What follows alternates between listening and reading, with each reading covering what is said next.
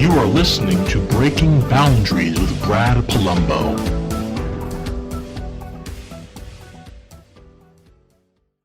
All right, welcome back to the show, everybody. Thanks for tuning in again. With me today is Shoshana Weissmann. She is a senior manager of digital media and fellow at the R Street Institute. She's known on her Twitter handle as Senator Shoshana. Thanks for joining me. Thanks for having me. So maybe to start, can you just tell listeners a little bit about you and about your background and how come people actually mistake you for a senator from East Virginia? For sure. So I've been in politics since I was 14. It's always been an interest. The policy was always the goal, but I only started working in policy the past couple of years. So I used to work at the Weekly Standard where I got to write about policy after being in politics and PACs for a very long time. My job now I've been in for about 3.5 years, and I've just been into occupational licensing reform for a really long time. It's not the kind of thing that you would think hooks you, but just some of the stories are so compelling. Like when an elderly widow can't arrange flowers for a living because a licensing board says so. It's ridiculous, but it's common. This stuff happens all over. Stories you wouldn't believe of like hair braiders being arrested for braiding hair without a license that doesn't teach them how to braid hair. There's so much ridiculous stuff, but it's something I'm just really passionate about because people don't really understand how regulations cause lots of harm. And even the best ones have unintended consequences. So I love doing digital media. I love having that as a home base, and I love doing a little bit of everything. So having that and then being able to work on policy as much or as little as I feel like it from day to day, it's perfect for me. And when I was younger, I wanted to be a senator. I think I thought they would do better work or like more work or something. But once I met senators, I'm like, oh, I don't want to do this. But I still have the Twitter handle. And once I got verified, like I didn't want to let that go. So instead, I just let people think I'm a senator, and I'll get tweets asking me to do stuff in Senate. My state is East Virginia. I'll throw it out. And a lot of people are like, well, they shouldn't reelect you. And I'm just like, that's your opinion. Give me $20,000 to change mine. That's funny. No, I do think it's funny when people don't realize like that East Virginia is not a state, that you're not actually a senator, and a senator would not respond to them on Twitter and say, send me $10,000 and I'll vote that way. They'll often retweet me and like CC the FBI. Like it's really, really good. I wonder if the FBI, like if their social media person is like, oh, Shoshana again. That is funny. I wonder about that. But to go back to what you brought up, because I think this is one of the areas where you establish yourself as a voice, is so often when we talk about free market economics, right, or we talk about capitalism as a positive economic force, people think, yeah, those things they're great. They're great for the overall economy. They're great for business, big picture. Yeah, we get it. But actually, you do a lot of time in your policy analysis on things where big government or overregulation is really hurting people who are at the margins of society or very much working class or poor or minority in a way that people might not typically associate with big government policies. They think, oh, progressives, they want to help the government. They want the government to help those kinds of people. But you actually focus mainly on areas where big government hurts those people. So maybe you could just introduce the audience to what is occupational licensing and what kind of groups does it mostly impact? So about 25% of people who work need a license to work.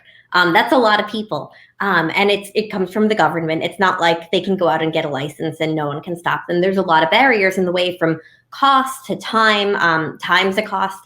And, you might think, oh, well, doctors, right? Doctors should be licensed, nurses, sure. And then all the way down to florists, like, should florists be licensed? The story that got me into this was back in 2013, I was at a speech from this guy, Clark Neely. On Twitter, he's at Con Law Warrior, and he is feisty. He's the best.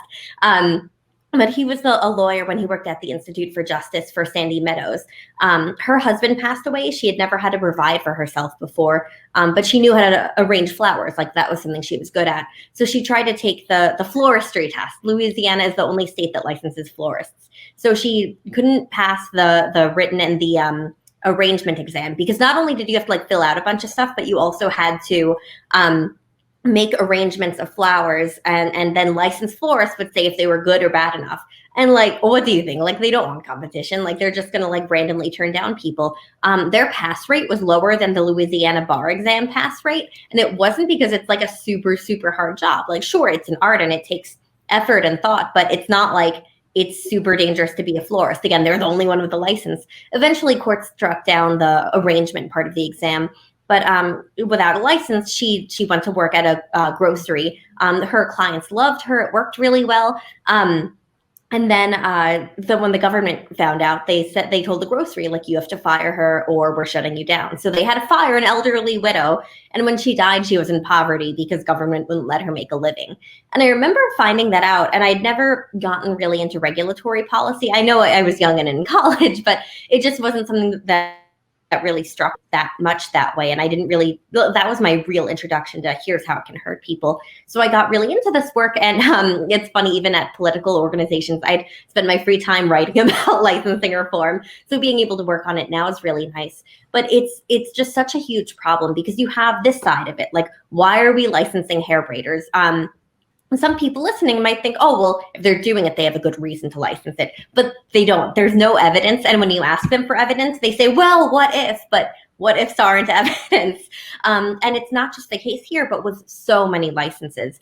In Arizona, they recently de-licensed hair blow dryers. Like, I'm not even joking. In most states, there's a story about Mark Zuckerberg having his assistant blow dry his armpit hair.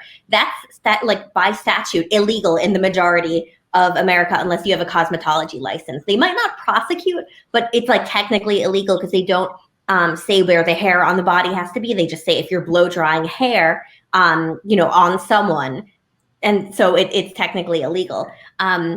And beyond causing weird loopholes that don't always get enforced like that, sometimes they do. Like with hair braiding, boards will go after unlicensed hair braiders, and it's oftentimes African Americans, but who came here from Africa, like African immigrants who learned how to braid hair and just want to do that here, and government won't let them. It's ridiculous, and it ends up hurting them because it's like, hey, immigrants try to come here and make a living, and people want to buy their stuff, but we won't let them. But it's there's so many more angles to it too. I won't get into all of it, but one is the criminal justice angle. Like, sure, you might not want a car thief working at like an auto dealership or something, but so often you have what's called good moral character laws, and it says you have to have good moral character to work in a certain profession. That has no legal definition, so boards can just be like, we don't like your character, you're not getting a license, and you can't work. So it's crap. It's like total crap, and it's terrible, and it sucks. But the whole issue is really arbitrary in that way, even up to doctors. We don't allow nurses to practice independently in a lot of states. But when they do, in the states that allow them to, and just like treat patients and refer them to doctors if needed, care rates are better. People have more access. Prices go down. Everything works out really well. But of course, the doctors' associations don't want that happening. So it's an issue that you have to fight on all these different turfs. It's different for each state. Most licenses don't exist in every state. Of course, doctors do and nurses do, but short of medical ones and lawyers, you don't really see the same one in each state. Cosmetology has finally taken over, unfortunately, though. But that's the way I look at it, because you start to realize how many people are hurt by this. The people who have to pay higher prices, the employees who can't work. It really hurts everyone in ways you might not expect. So that's kind of how I got into all of this. So it does hurt most people, but there is actually, like you've talked about before, a small, narrow subset of people that it helps. Because what comes to mind when I hear about occupational licensing is something just broader that we constantly see in a mixed economy that has markets with government regulation. People assume, oh, regulations are bad for business. That is broadly true, but certain businesses can benefit from regulations that serve as a barrier to competitions. And in a similar way, groups of workers or unions or trade associations can benefit from regulations that lock out their competition. So is that what's at stake in a lot of these industries, why is there even a licensing requirement for hair braider or for a florist? Well, it's because there's a constituency that's fighting for those of other florists who want to have fewer competition so they can charge higher prices. Is that what's motivating a lot of this outside of the obvious areas like doctors or whatever it may be, where there actually is maybe a state interest in that? Because seems like it could only have expanded to so many other areas if there were some people seriously lobbying for this stuff behind the scenes. Yeah, I mean, it really does affect all levels to varying degrees. Like with doctors, I get that they're the only ones who maybe we want to have do surgery, especially because where unlicensed surgery happens, it actually causes harm. If we had like, a scourge of wonderful unlicensed doctors, I might think differently. But every case with unlicensed doctors, they've actually caused real harm. So with that, I'm cool. But it doesn't mean that they don't have those same impulses and that we don't have to scrutinize the things they say and compare it with actual data. So unfortunately, with the American Medical Association, they sometimes lobby for like really bad things, like, stopping nurses from being able to give care on their own. You see the same pretty much with any tiered medical system. So figure with dentists, it's a very similar thing with dentists and dental assistants, and even further down to teeth whitening. That there was a big FTC case in North Carolina there. But I mean, at the basic level, it's why you have the requirements to have a cosmetology license without teaching how to braid hair, but for hair braiders, like they have to get that license. And even going a step farther, people are like, oh, well, they work with harsh chemicals and, sanitation issues, but actually salons have wildly high rates of like infections, licensed salons. So licensing doesn't even accomplish the thing they pretend it does, or, oh, what if? And again, you can go off on what ifs all day, but licensed salons are failing. And I'd prefer health inspections. That would be a better way to handle it. It works pretty well with food. Gross restaurants happen here and there, but usually it's a health inspector will come by and be like, bro. And not to say there's not abuse there, but it's better. The Institute for Justice has this great upside down pyramid of regulation. Basically, you want to go with the lowest barrier you can because it imposes the fewest costs. And if you need to go higher, sure, but really see what's necessary. And I think in this case, we'd actually just be better served by a lower barrier there, just to have health inspectors making sure that everything is clean. Because like I've gone to salons and gotten infections and I'm like, whoa, this is real, like this is happening. It's also why even at the beginning of the virus and everything, I understood why they were shutting down salons. They breed infection really bad. And some of them say, oh, it would be so much worse without licensing. But it's like, well, it's pretty rampant now, and that's not solving the issue. And even with chemicals, it's hard to see on my camera now, but I have like rainbow hair, and I do it myself from the bleach to the color, and I know how to do it well. I do it right. And if I can do that, I think other people should be allowed to do the same. I've done it for friends before.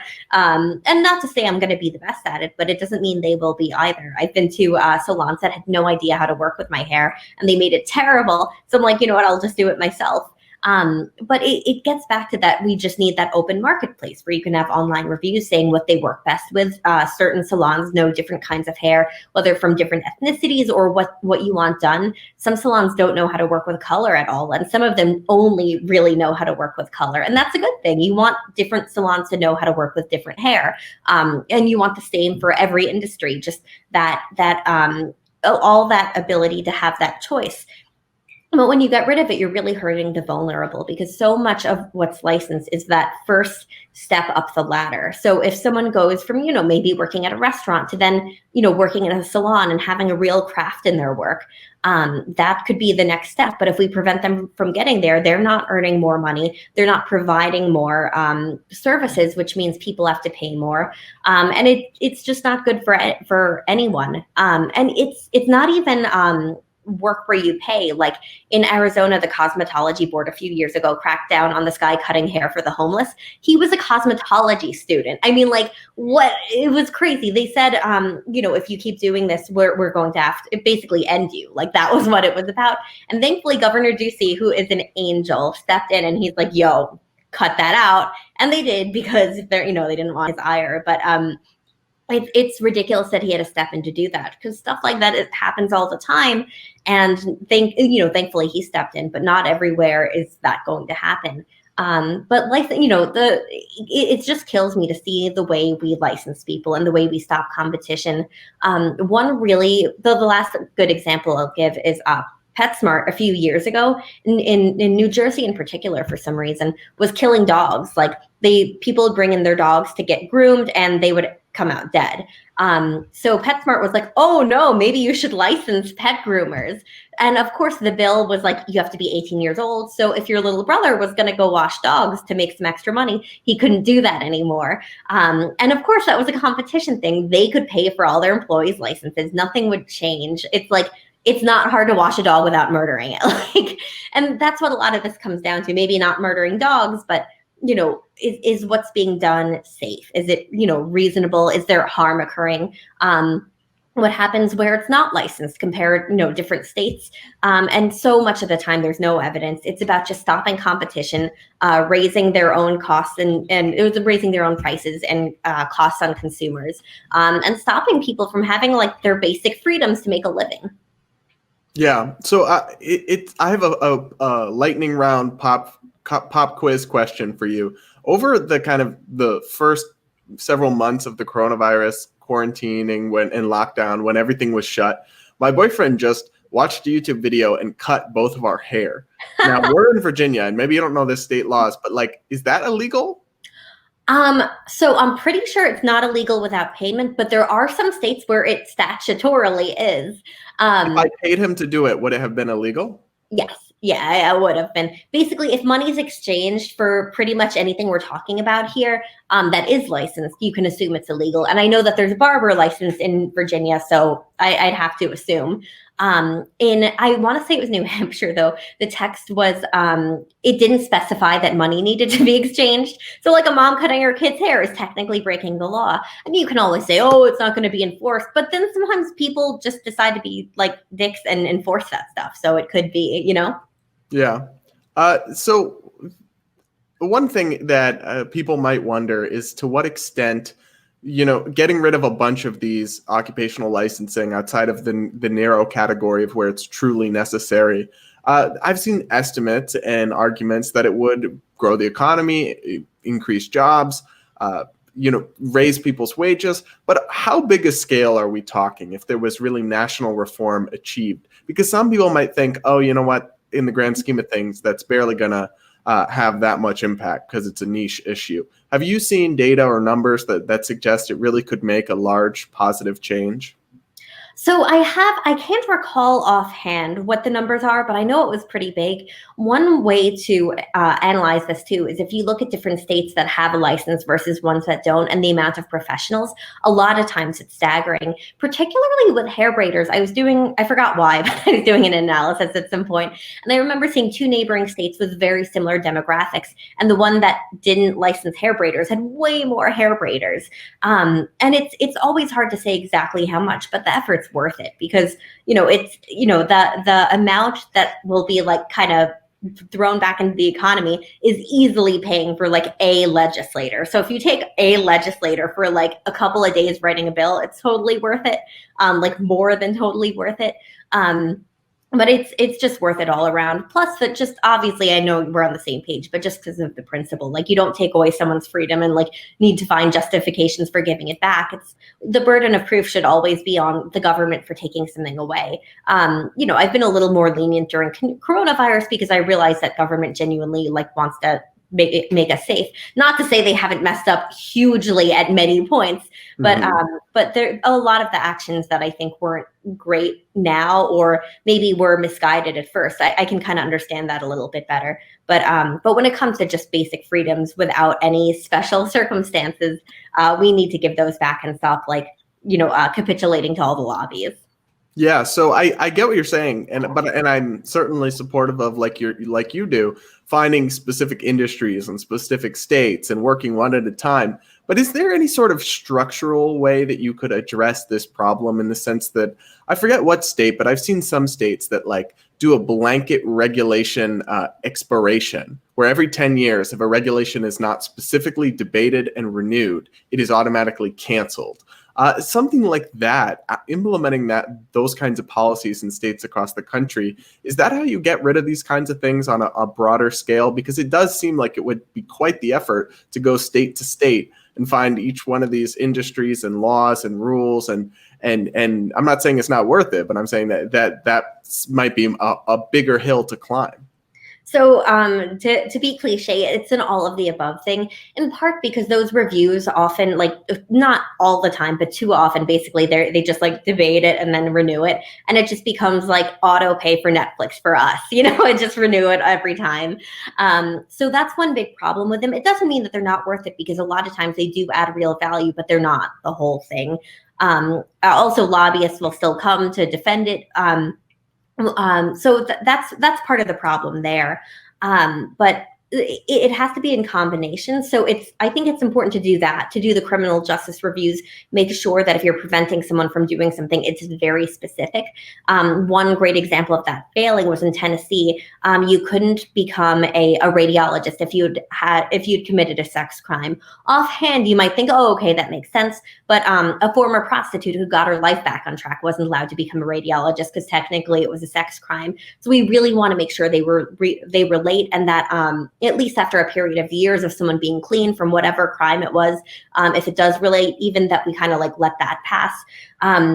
That's one area where we also need to focus, because when people re-enter society after being incarcerated and they can't get jobs, they recommit crimes if they can't make money any other way and they can't support their families.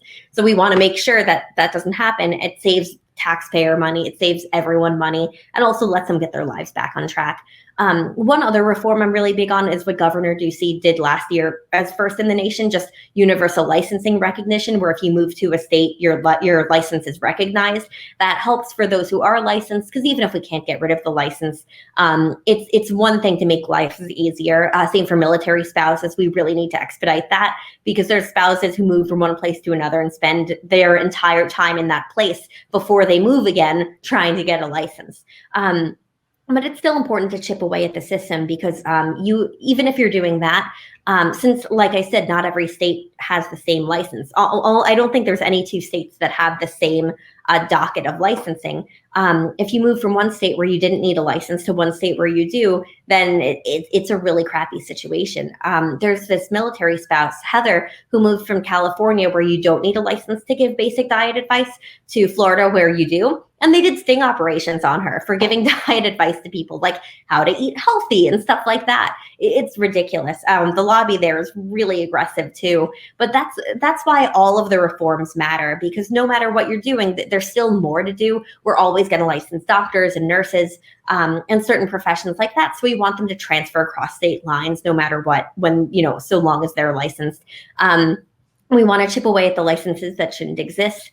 And we want to make it so that, like, when people move, whether like long-term or short-term, that they transfer easily, and that we don't prevent people from getting licenses for no reason. There's a couple of other reforms that just haven't taken off as much, that are all great. They're just not as big. And it's like petitioning boards to say, like, hey, am I disqualified from getting a license because of my criminal history? Or making sure that they're notified up front about it. Both things are really important. They've been a little less big in recent years, but all of these matter, just to make sure that the economy works for everyone. And I know that's like a really hippie liberal thing to say, but to make sure that, if we're going to regulate, that we're not keeping people in the dark about it.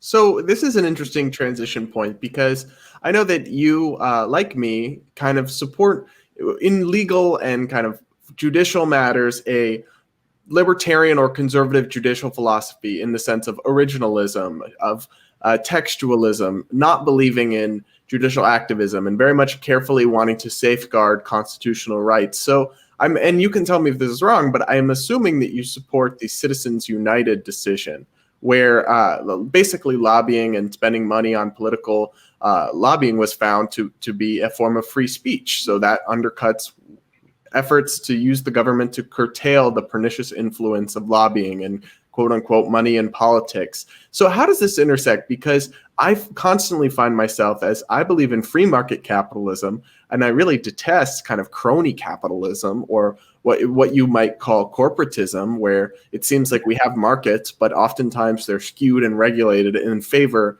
with the government intervening in favor of wealthy, well-connected companies that can spend lots of money donating to their campaigns and lobbying. But at the same time, like I share the basic principle that being allowed to spend money on what you believe in is a form of free speech, and also the Constitution explicitly expresses a protection for lobbying. So, right, how do you solve the underlying roots of the overburdensome regulations and licenses, which is oftentimes lobbying and cronyism? So how do you solve that while holding true to kind of the conservative or libertarian framework?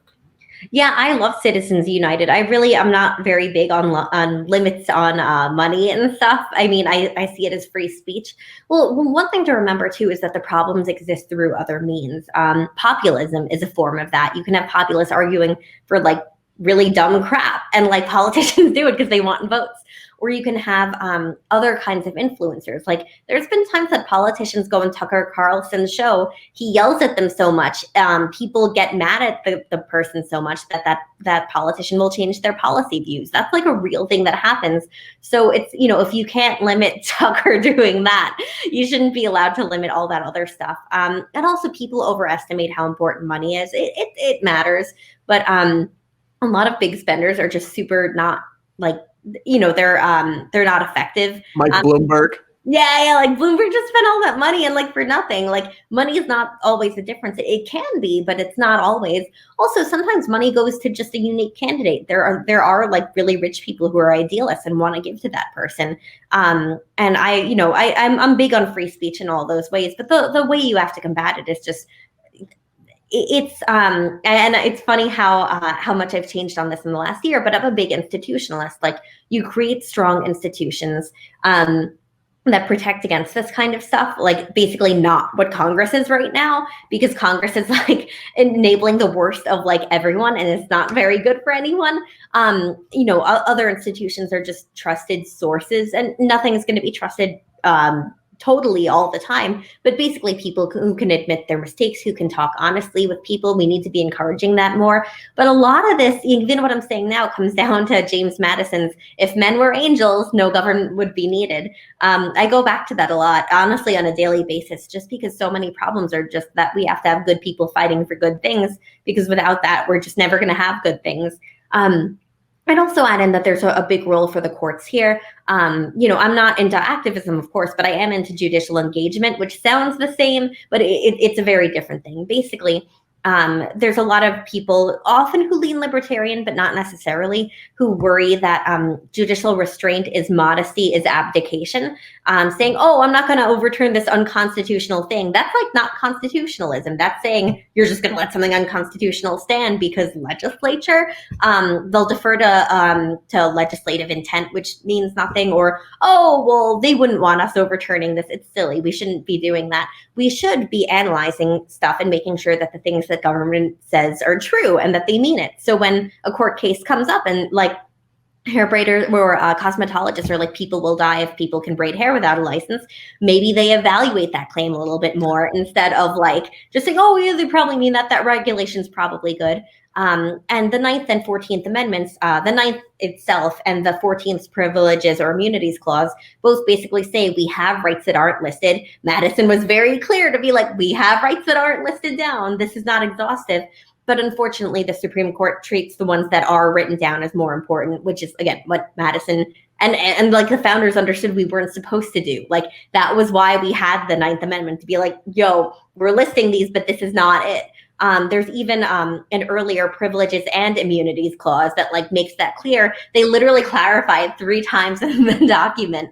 And we need to go back to that. Clark Neely is a big fan of that. The Institute for Justice. Randy Barnett is one of the fathers of that kind of stuff. I'm really a big advocate of it. And I think if courts stood up for our economic liberties more, it's not even creating rights. It's just if government does something, especially something that harms someone, it has to have a rationale. But right now, the way those cases generally work is you have to prove that it's harming you, or that it's not helping you. Like, the burden of proof is on you, not on government. And that's a problem. We shouldn't be doing that. So that's one really big structural thing we could do to make things better. People worry it requires perfect judges. And while Gorsuch is a perfect judge, mostly perfect judge, there are others who get it. And also just having that real, thoughtful process and not going to rational basis, which literally just means so long as the government could possibly have had like some idea of a meaning for this, like where it's good. If we get away from that, we'll have a lot more freedom. So I'm glad you brought up Gorsuch, because he is my favorite Supreme Court justice. I have a literal Gays for Gorsuch rainbow T-shirt with his face photoshopped on, and that's a little bit of a joke because of his Title VII ruling that extended LGBT rights, which was very controversial, but I did agree with. Debatable in conservative originalist versus textualist circles. But even setting that aside, he is very much, from my vantage point, even as a non-lawyer, but as a political observer, somebody who fights for civil liberties, who fights for criminal justice, fair procedures, and the First Amendment and the Second Amendment. And he's really not, there are two types of conservative judges from where I sit, or Republican judges, I should say.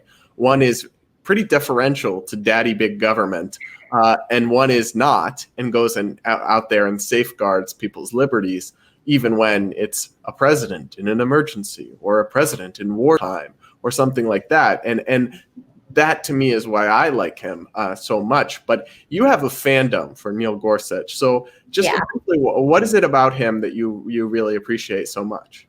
And so during his nomination, my friends and I designed these, Gorsuch a Babe. I wanted it to say Bay, but they decided Bay. But it's on my mug. I actually didn't remember that this was the mug I was having until you just mentioned it.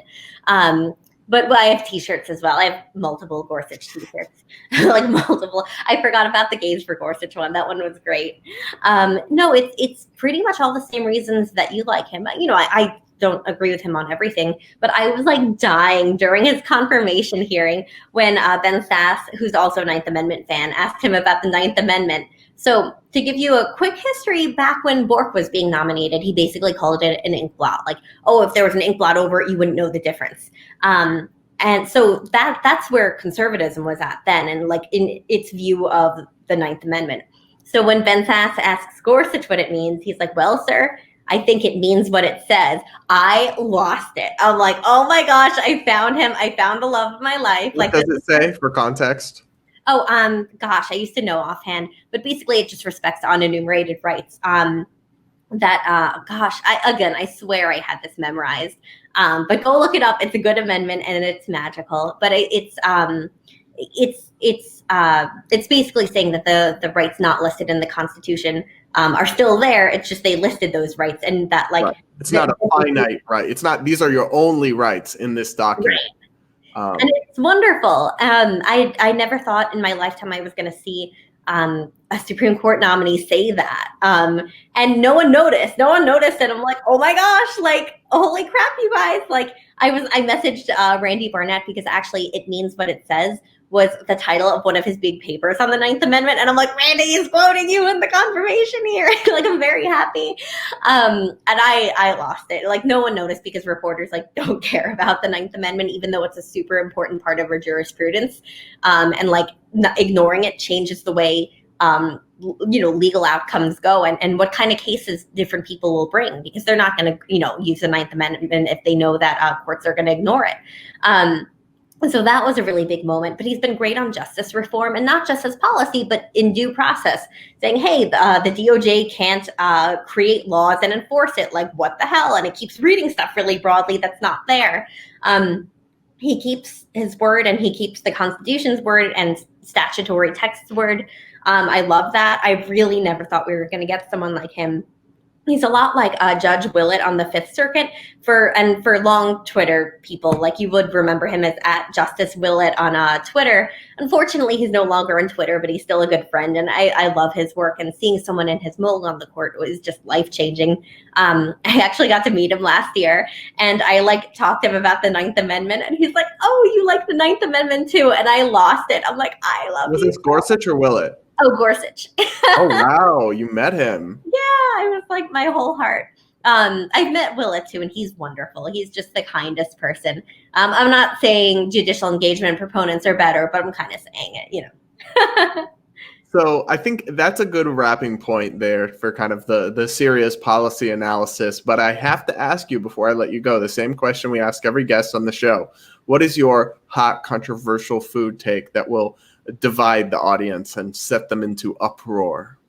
So I'm vegetarian, and legit my favorite food is tofu. There is nothing I would prefer to ever have than like air fried tofu, like crispy, and you have like ginger sauce with it. Like I'm obsessed. Like like some people will eat tofu like if they have to. Like I love it. I prefer it to pizza.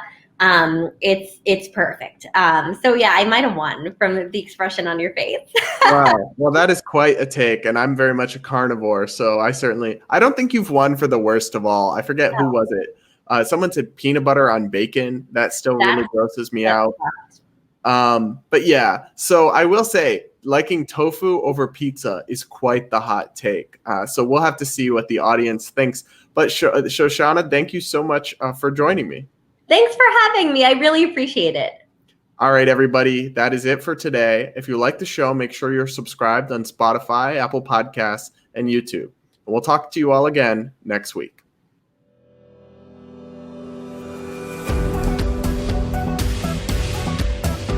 You are listening to Breaking Boundaries with Brad Palumbo.